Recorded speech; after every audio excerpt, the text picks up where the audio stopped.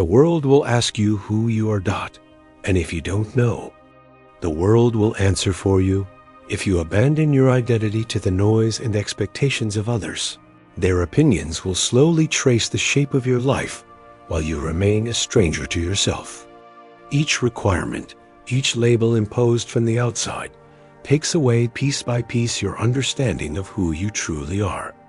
Until one day, you no longer recognize your own face. You become a collection of voices, carrying dreams that were never yours. Resist. This is not pride. It is survival.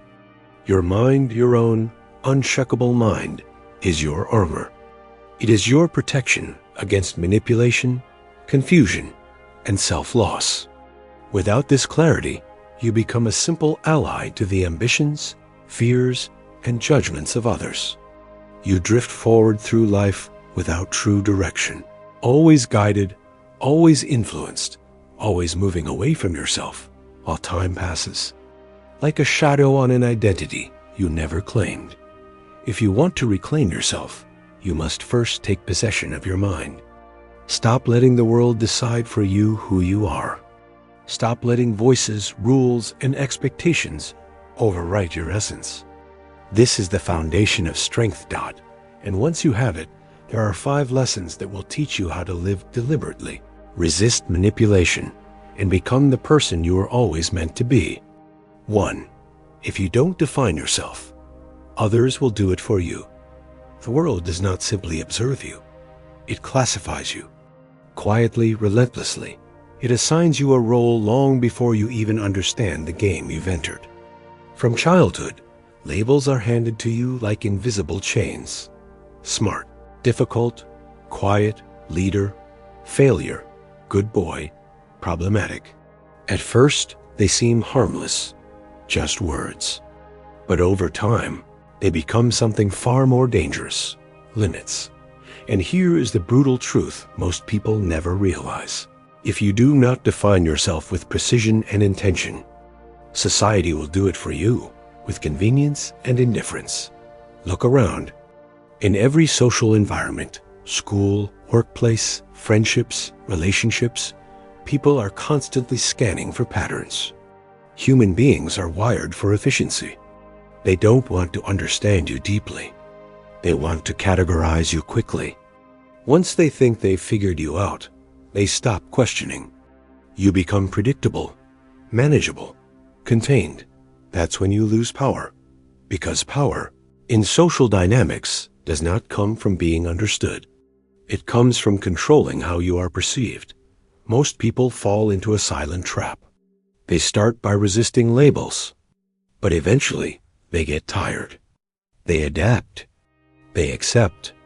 A man who is called too nice becomes agreeable. A man labeled arrogant either shrinks himself or leans into it without control. A person seen as average stops attempting anything exceptional. Over time, they are no longer acting, they are reacting. Living inside a script written by others. And the system rewards this behavior. Society prefers predictability over individuality. Why? Because predictable people are easy to control, easy to place, easy to use. This is where strategy begins. A perceptive individual understands one fundamental principle. Identity is not something you discover. It's something you construct and defend. You must become intentional about how you present yourself. Not fake, not artificial, but selective, strategic, controlled. Think about it. Every successful figure, whether in business, politics, or influence, understands image management. They reveal what strengthens their position and conceal what weakens it. This is not deception, it's discipline. If you walk into a room uncertain of who you are, people will sense it instantly, and they will fill that gap with their own assumptions. But if you walk in with a clear, controlled identity, people adjust to you, not the other way around. That's the shift. Now, here's where most people fail. They think being authentic means expressing everything all the time. That's naive. Total transparency is not authenticity, it's exposure.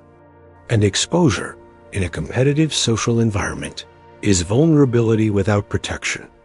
Real authenticity is knowing who you are and choosing what to show. There's a difference. Let's make this practical. Imagine two individuals with the same skills.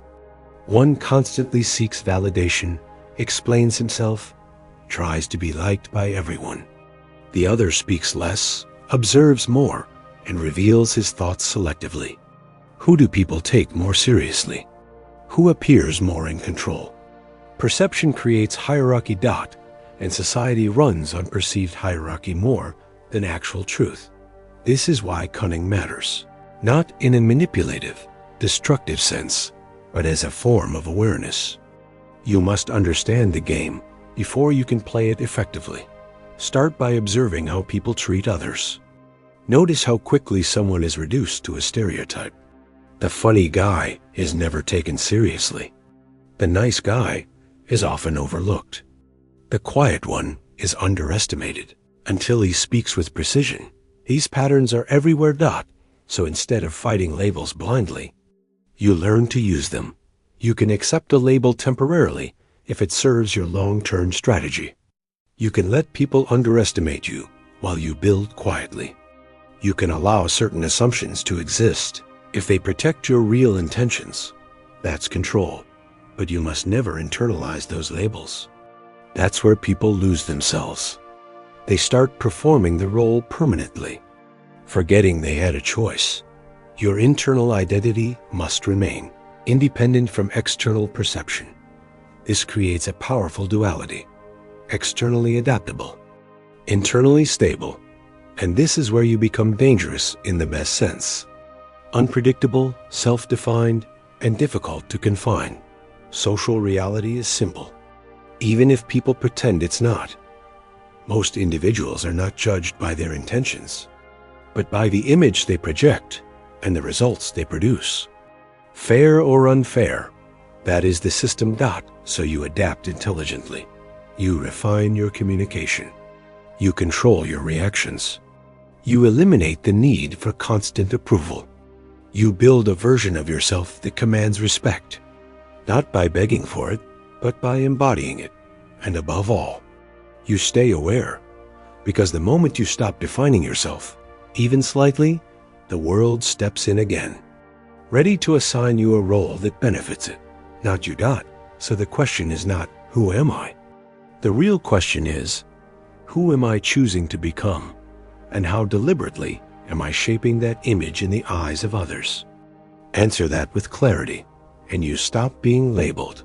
You start being recognized. 1. Losing your identity happens slowly, not suddenly. It never happens in a single, dramatic moment. There is no loud collapse, no visible fracture that warns you. It's quiet, subtle, almost invisible. The loss of self is not an explosion. It's erosion. At first, it feels harmless. You adjust your tone slightly to fit in. You laugh at things you don't find funny. You agree when you should question. You stay silent when instinct tells you to speak. Nothing seems lost in those moments. On the contrary, you gain approval, acceptance, even opportunities. Society rewards alignment, not authenticity. And that's where the trap begins. Because every time you bend under external pressure, even slightly, something shifts internally. Not enough to alarm you, just enough to move you. You start wearing versions of yourself depending on the room. One personality for friends, another for authority, another for women, another for opportunity. At first, you call it adaptation, and to a degree, it is. Social intelligence requires flexibility, but there is a line, and most people cross it without noticing. That line is crossed when adaptation stops being strategic and becomes automatic. When you no longer choose who to be, but react to who others expect you to be. That's where the real drift begins. You accept labels. You're the nice guy. You're the quiet one. You're not leadership material. You're too intense. You're too emotional. You're not enough. At first, you reject them internally, but you don't challenge them externally. And what you don't confront, you slowly absorb. This is how society programs identity, not through force, but through repetition and subtle reward systems. The agreeable are included. The bold are resisted. The different are tested. So most people learn a simple equation early on. Conform equals comfort. Authenticity equals friction. And over time, they choose comfort so consistently that they forget what friction felt like. But here's the brutal truth. Friction is where identity is forged. When you avoid it, you don't stay safe. You become undefined. Look around socially. The people who dominate rooms, who influence, who lead, these are not the most agreeable individuals. They are the most anchored. They know who they are, and more importantly, what they are not. They filter reality instead of being shaped by it. That's the difference. Now understand the strategic layer of this. A man who constantly conforms becomes predictable. And predictability is weakness in any social structure, whether it's business, relationships, or power dynamics. People know how to move you, how to pressure you, how to control outcomes around you. But a man who understands himself deeply and chooses when to adapt and when to resist becomes dangerous in the most intelligent sense, because his behavior is not reactive. It's calculated. He can smile without agreeing. He can listen without submitting. He can adapt without dissolving. That's where cunning comes in. You don't reject society. That's naive. You study it. You observe how people assign labels, usually based on convenience, not truth. You notice how quickly narratives are built around behavior. One mistake defines you. One trait becomes your identity. And instead of fighting this emotionally, you use it strategically. If they expect you to be silent, you speak at the right moment, not constantly. If they label you as too calm, you let them underestimate you. If they think you're predictable, you change patterns when it benefits you. This is controlled perception, because the reality is, people don't interact with who you truly are. They interact with what they believe you are. And if you don't define that, they will. So the objective is not blind authenticity. That's another trap. Raw authenticity without awareness can make you socially ineffective. The objective is controlled authenticity. You know your core, your values, your standards, your boundaries. That part does not move, ever. But your expression, that's where strategy lives. You reveal layers, not everything. You adapt behaviors, not identity. You choose when to align and when to disrupt. This way, you don't drift. You navigate. And here's the final piece most people miss. The further you drift from yourself, the harder it becomes to return. Not because it's impossible, but because you lose reference.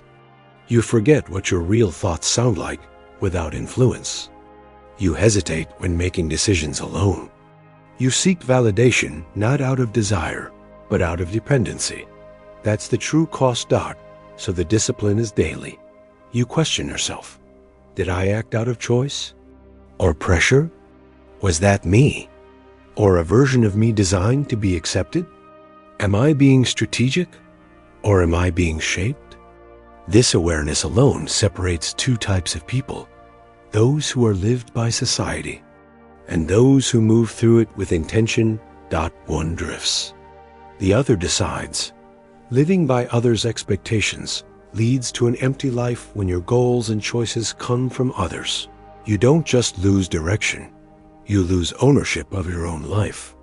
At first, it feels normal, subtle, invisible. You follow advice, expectations, traditions. Your parents suggest a path. Society rewards certain images. Your peers validate certain lifestyles. You adjust. You adapt. You comply. And without realizing it, you begin chasing a life that was never truly yours. At 20, you tell yourself, this is the right path. At 25, you feel a quiet discomfort. At 30, it becomes a weight. Not because you failed, but because you succeeded in something that doesn't fulfill you. That's the real trap. Society doesn't reward authenticity. It rewards conformity that looks like success. A prestigious job, a stable routine, predictable milestones. From the outside, everything appears impressive. From the inside, it feels hollow. Why? Because the human mind can't stay aligned with a borrowed purpose for long. You can perform it, but you can't embody it. And over time, that gap between who you are and what you do creates frustration, fatigue, and eventually, quiet resentment. You see it everywhere. The man who followed the safe career path but drinks every weekend to escape. The woman who built the perfect life but feels empty in silence. The student chasing grades, not knowledge. The entrepreneur chasing status, not meaning. They didn't fail. They followed the script too well. Here's the harsh social truth. Most people don't choose their lives. They inherit them. And even more dangerous, they defend those choices. Because admitting the truth would mean facing the fear of starting over. So how do you avoid this? Not by rejecting everything blindly, that's naive, but by becoming strategic, observant, calculated. First, you must learn to separate influence from truth. Ask yourself, would I still want this if nobody was watching? Would I choose this path if there was no applause at the end? If the answer is no, you're not pursuing a goal. You're performing for validation. Second, understand how society subtly programs you. From a young age, you are exposed to patterns. Success is tied to income, not fulfillment. Respect is tied to image, not character. Happiness is tied to external achievements, not internal alignment. These ideas are repeated so often that they feel like facts. But they're not. They're constructs, useful for maintaining order, not for creating individual meaning. A strategic individual doesn't rebel emotionally. He studies these patterns like a chess player studies the board. He asks, what does society reward? What does it ignore? How can I use its rules without becoming trapped by them? That's where cunning enters. You don't need to reject the system. You need to use it while building something that belongs to you. For example, you may take a safe job, not because you believe in it, but because it gives you resources, stability, and leverage. While others get comfortable, you stay aware. You invest in your real interests quietly. You build skills that align with your identity, not just your image. Outwardly, you look aligned. Inwardly, you are building your exit. That's strategy. Third, you must develop emotional independence. If your decisions depend on approval, you will always be controlled. Society doesn't need to force you. You will self-correct, fit in. But the moment you detach from validation, something changes. You begin to see clearly. You notice how many people act out of fear. Fear of judgment, fear of failure, fear of being different, and you realize most choices around you are just reactions to fear. That awareness gives you power. Because now, instead of asking, what should I do? You ask, what do I actually want, and what's the smartest way to get it? That question changes everything. Finally, accept this. A life aligned with others' expectations may look stable, but it will always feel borrowed.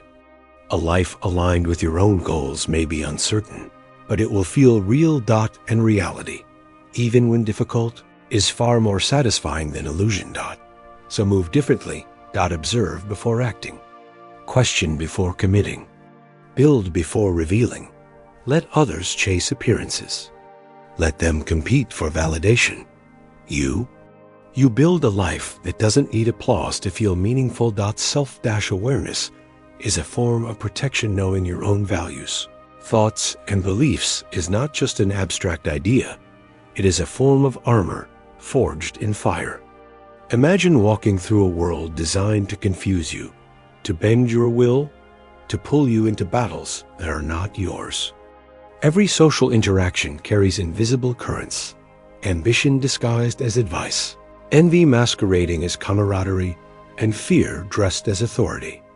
Without clarity about who you are a ship without a rudder, tossed by the agendas and emotions of everyone around you.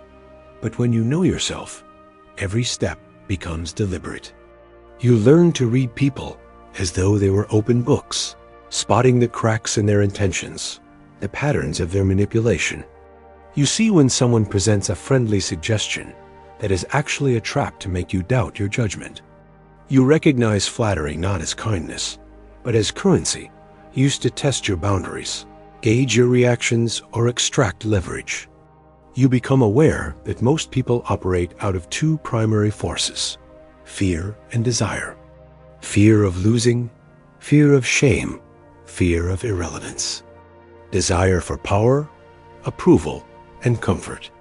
If you do not understand your own motivations, these forces will push you like a pawn across someone else's board. Self-knowledge gives you leverage. It allows you to act with purpose while appearing reactive, to mirror people's expectations enough to gain their trust, and then pivot in a way they never anticipate. It enables you to deploy the most effective form of power, invisible power, the subtle influence that shapes outcomes without confrontation. Social facts confirm this. The most respected figures, from successful entrepreneurs to high-level diplomats, consistently demonstrate self-awareness as the backbone of their strategy. They do not merely react, they calculate, they plan, they protect their minds from the chaos of unfiltered social influence. Cunning comes into play when you combine self-knowledge with observation. Watch carefully. Listen carefully. Let others reveal themselves through their words, gestures, and even omissions. Notice the ones who operate out of fear. They overreact, they seek validation, they project weakness. Notice those driven by ambition. They promise much, but give little. Your armor, your clarity of values, becomes your lens. You no longer take things personally. You see them as moves on a board, opportunities to exploit strategically. And action is deliberate. You do not blindly confront or retreat. You test, probe, and manipulate the environment like a strategist in a war room. If someone tries to manipulate you with fear, you respond with calm logic, disarming them before they even realize they were attacking. If someone tries to entice you with flattery or shared ambitions, you assess. What is their hidden cost? What is their risk? Every interaction becomes a controlled experiment in influence. Power and protection. In essence, self-knowledge is not a philosophical exercise. It is a social survival tool, a shield, and a weapon combined. The more clearly you understand your own values, the stronger your armor, the sharper your strategy, and the more effectively you can navigate a world where appearance often outweighs reality. Your thoughts, beliefs, and convictions become both your fortress and your blueprint, keeping you unshakable in the face of chaos, and allowing you to act not only with strength, but with cunning precision. Reclaiming your identity is essential for a meaningful life to live with purpose. You first have to recognize how much of your life has been quietly dictated by others. From the moment you wake up to the moment you sleep, your thoughts are influenced by the media, your peers, society, and even your family. The subtle messages, what to desire, what to fear, what to respect, are everywhere. And most people accept them without question. They live life on autopilot, letting circumstance and others' expectations define them. If you want to break free, you must reclaim control of your mind. Start by scrutinizing everything you've been told. Your beliefs, your habits, the career path you're supposed to follow. Ask yourself, is this truly mine, or am I playing someone else's game? The answer is often uncomfortable, because most people discover that much of their life has been shaped by invisible forces they never consciously chose. Once you see the manipulation, you can act. But don't just act recklessly, act with cunning. Observe social dynamics like a strategist. People do not respond to truth. They respond to perception. Appear strong, disciplined, and in control, even when you're still learning the rules behind the curtain. In social interactions, let others reveal their weaknesses while you remain calm and deliberate. Collect knowledge, alliances, and resources quietly. Every gesture, word, and decision should serve your long-term vision. Living with purpose also means deciding exactly who you want to be and defending that vision relentlessly. Most people drift because they never define themselves. They absorb whatever identity is handed to them. You can't let this happen. Set the standard for yourself. Enforce your boundaries and choose your influences carefully. Some people will try to distract you, undermine you, or steal your energy. Recognize them early and either neutralize their impact or leverage it strategically. Cunning strategy isn't about deceit. It's about playing the social game consciously. If you want to achieve, you must see the social chessboard. Who holds power, who values loyalty, who can be influenced, and who is expendable. Move deliberately, not impulsively. Use patience as a weapon. Time often exposes weakness more effectively than force. At its core, living with purpose is an internal revolution. Your mind is your strongest asset. Guard it, sharpen it, and invest in it like it's your empire. Remove unnecessary distractions. Question every assumption and align your daily actions with the identity you've chosen. Over time, people will notice the difference, not just in what you do, but in how you carry yourself. Your discipline, clarity, and focus become magnetic. Doors open not because you asked, but because your presence commands attention. Remember, society rewards appearances first, reality second. A person who looks decisive, confident, and controlled will often get opportunities before someone who is actually competent but timid. Learn to merge reality with perception. Be skilled, yes, but also be deliberate in how your skills are perceived. The world doesn't honor intentions. It honors influence and results. Now you know the truth. The world will always try to define you. If you hesitate, if you leave that question unanswered, others will answer it for you. They will carve your identity from their convenience, their fears, their ambitions, and in the process, you will vanish, piece by piece, into a version of life that was never yours. The lessons are clear. Define yourself before the world does. Guard your mind like a fortress. Resist the slow erosion of your identity. Reject the life dictated by the expectations of others. Develop self-awareness as armor. And above all, reclaim control of your own narrative. But knowing is not enough. You must act. Every day presents choices. To drift or to decide, to react or to strategize, to bow to influence or to stand uncheckable. Each decision, each gesture, each thought is a building block of the person you are becoming. Do not leave them to chance. Shape them consciously, with cunning and precision. A life reclaimed is a life lived deliberately. It is a life where perception and reality are aligned, where your presence commands attention not by force, but by clarity and self-possession. It is a life where every action is intentional, every boundary defended, and every opportunity leveraged. The world may try to sway you, mislead you, or underestimate you. But once you understand yourself, once you master your mind, nothing can move you without your permission. So rise.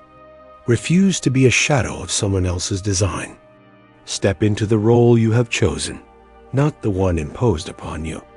Build a mind unshakable, a presence magnetic, and a life that resonates with your own standards, values, and vision. This is more than survival. This is mastery. This is freedom. And the moment you claim it, you no longer need to ask, "Who am I?" Because the answer will be written in every step you take, every choice you make, and every life you touch.